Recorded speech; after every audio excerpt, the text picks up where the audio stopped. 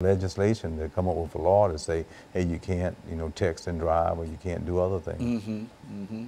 But they even showed on the news where this guy that did this shooting online, he had ordered a vest. So one of the other, it was on Good Morning America, they tried to do it. They just went online like an anonymous person. They ordered it, and then it came in. Paid $74, so I think. That's right. With a vest, that's right. And they got it. So here you are within 2 days. You could have that thought. Because things are so rapid, you can get it done, and next thing you know, you're out shooting somebody. Out shooting somebody. It was terrible about that little girl and that little boy in Orlando. Man, these children, the crocodile, alligator. Yeah, alligator. Can you imagine that? I know it. 1 week it's I know ape, that's right. And then the next week it's alligator. I mean, eating up children. Yeah. Okay, so we got this is the last 10 minutes tonight. Okay. You just got to pull me through on this one. All right. Okay, so we're going right.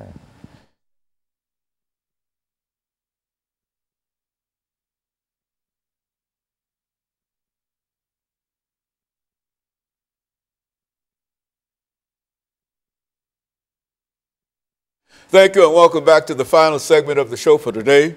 We're talking to Dr. EKSanford from Tennessee State University, and the topic is the impact of mass communications on personal and human development. And Doctor, let's do in this last 8 or 10 minutes that we have here, give you an opportunity to give us some information that we might not have called for, but information that you think that we need at this particular time over the next 8 or 10 minutes. Okay, as I stated at the outset, Dr. Gerard Linsky did his entire career looking at the development of human societies. So for the listening viewer, I would like us to try for a moment, a sentence or two, and say that we have advanced, and if you can just think from hunting and gathering societies to the agrarian, to a horticultural, to the beginning of an industrial society, to a high industrial society.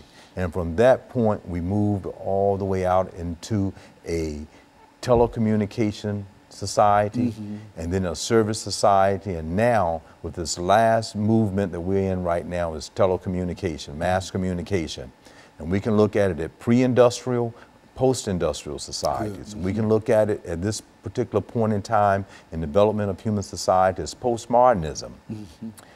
We don't even know where we're going from this point on. I mean, we're at such a high level of telecommunication, and this is the type of society. So the question then becomes, as we have advanced from an earlier time period to now, how has that impacted us? So I want us to try to understand that as a listening audience. If you can just go back to an agricultural age, you can probably imagine very quickly that you may have had a husband and wife.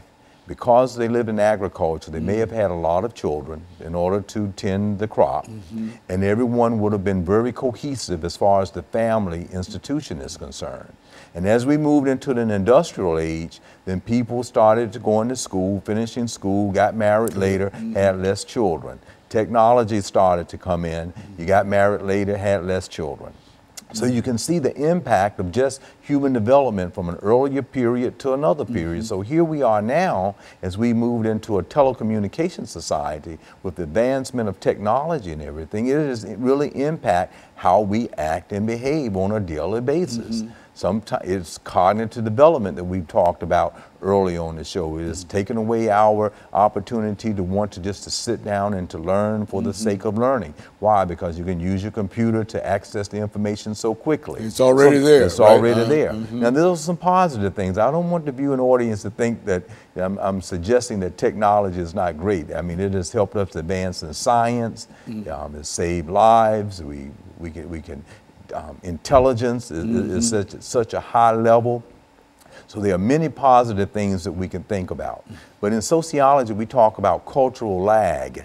That means that we have a tendency within this so rapidly developing society, technologically speaking, that we're living in, that we are lagging behind some of the rules and regulations and etiquette that may go along with the technological advance. That's why you call it cultural lag? Cultural lag. We are lagging behind that. Now, one good example that can get at it is, like, there weren't any laws about driving while talking on the cell phone or driving while texting. Okay. So legislatures, the institution of the law, then had to give some thought to that problem. You had an increased amount of people on the highway being distracted and having accidents. So as a result of that, legislature had to come in and implement some laws. So that's just to show us that it's impacted our behaviors in such a negative way. Now, on the other side of that, when we think about deviant behavior going against the rules and regulations of society, how has Facebook, how has technology influenced certain people throughout the world, and even presently, that's come from a very small environment with a good family living, good schools, good churches, but they are surfing the web online, and how someone that they are following out there will influence their thinking to the point that they may go out and act in a very deviant way.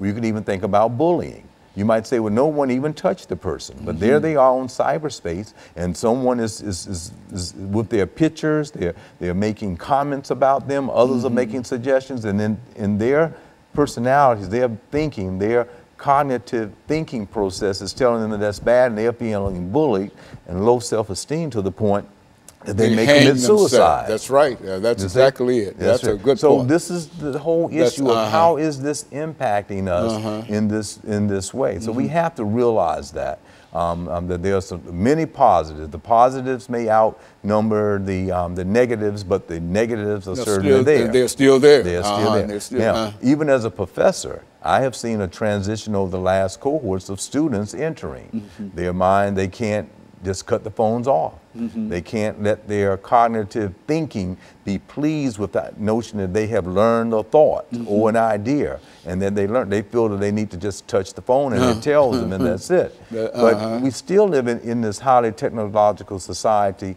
that we're living in. We still have to understand some of the values of higher education and know what they are, and we still have to personally develop in a certain way.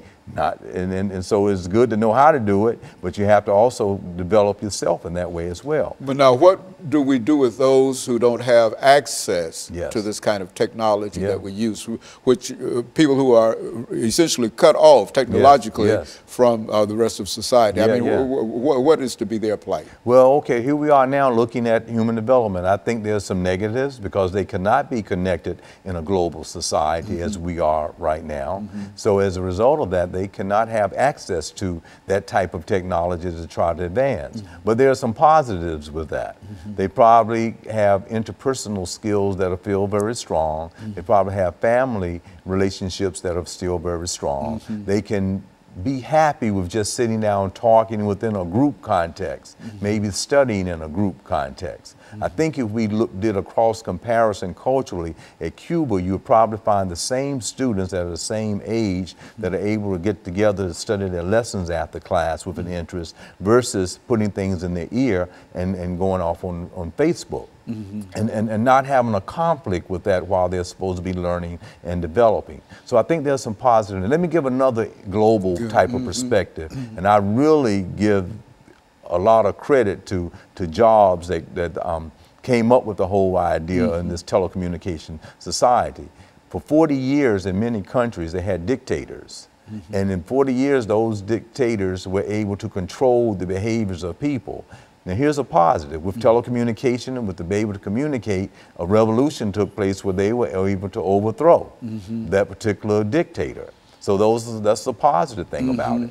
But then there are the other parts about it that with Al-Qaeda, if we want to start talking about that, they can go on and start communicating with innocent people who might have followed the law, and as a result of this telecommunication, be influenced by them and then go out and do something that is horrific, as we've just experienced what's happening in Orlando, and it's going to happen again and again unless we can have some controls.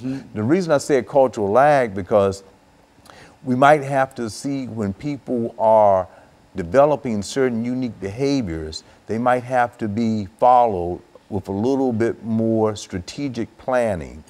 And then some red flags or something in the technology has to earmark that person if they want to go out and get something to go out and do something that is terrible against another person. But we're lagging behind that right now. Culturally, we are. Yes, we're lagging behind. And we can go out and order something and get it in 2 or 3 days. But we don't know what to do with it. We don't know what to do with it. That's right. And the person on the other end is just wanting to make the sale in that same time. So they don't see it as a person might be getting to go out and act out in a very horrific, deviant way to kill a lot of people. Yeah, so Dr. Sanford, let me thank you. We've got about a minute here for bringing just a whole series of information in reference to, from a sociological point of view. I think that we need that point of view, because a lot of folks don't think in terms of the impact that some of these things. I know personally, I never thought that much of, I guess I knew the impact, but I never thought of trying to pull it all together. And I think what you've done, you've been able to pull it all together, not only for us on this show, but for some of our viewers, because we often have people make comments in reference to some of the things that you've given us in reference to. They say that they've watched you on this show and et cetera. And I want to thank you for that, because I think that you've made a great contribution to what we've been able to do here. And so let me thank you, and let me